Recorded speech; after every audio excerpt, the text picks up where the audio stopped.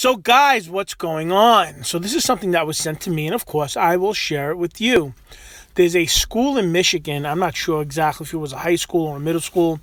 What they did is they put litter boxes in unisex bathrooms because somebody there or some of the kids there were identifying as furries. And what furries are people that dress up in animal costumes. They identify as animals. And there was a particular student that was identifying as a cat. And either he made a beef or the parents, somebody did something where the school accommodated this student and put a litter box in one of the bathrooms. They're saying the unisex bathroom. And the other students were seeing this, and they went back to their parents, and then the parents started to complain and saying, what's going on here. Now, I'm not sure if this student who identified as a furry actually used that litter box, but one way or the other, there was a student that was coming into school dressed up as a furry because he identified as a cat, or her, I'm not sure if it was a guy or a girl, and somehow the school then had to accommodate this student by putting appropriate restroom services, something that she identifies or something that she has to use because she identifies or he identifies as a cat, and they put a litter box in the bathroom.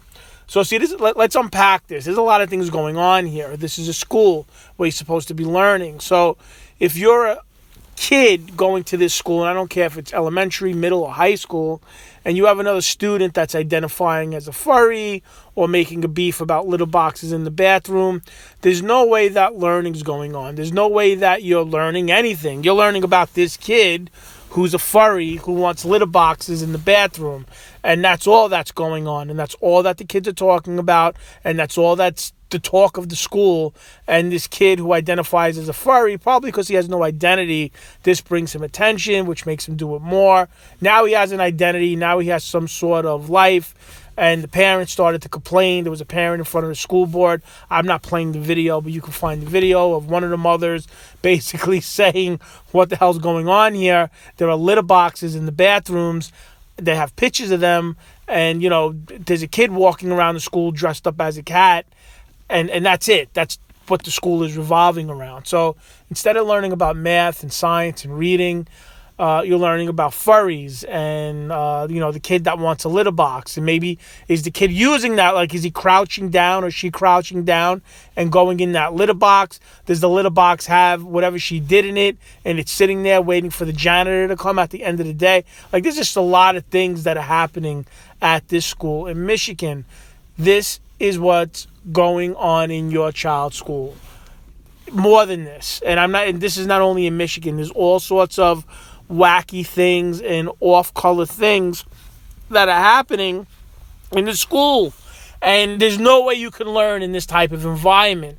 Besides that, now you can't see anyone's face or how their mouth moves or what they're saying and the expression on their face.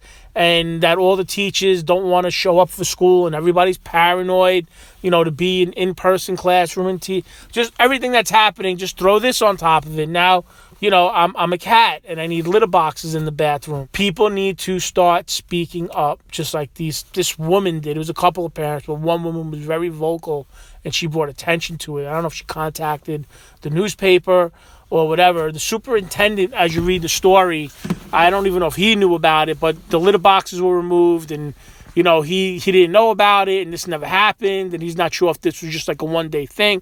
Whatever it was, there was something that was going on. And it was going on enough that a couple of parents knew about it.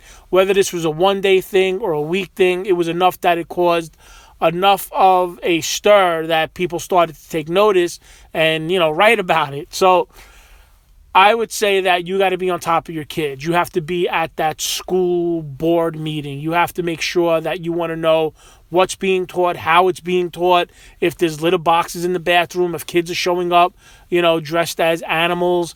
If you're sitting in a classroom as a kid, let's say you're sitting, I'm going to go back. If I'm a kid and I'm sitting in my class, I'm trying to pay attention to the teacher, and there's a guy or a girl next to me dressed up as a cat or a dog, and they're, acting like a cat or a dog, that's taking all the attention away from everything else in the class and focusing it on them.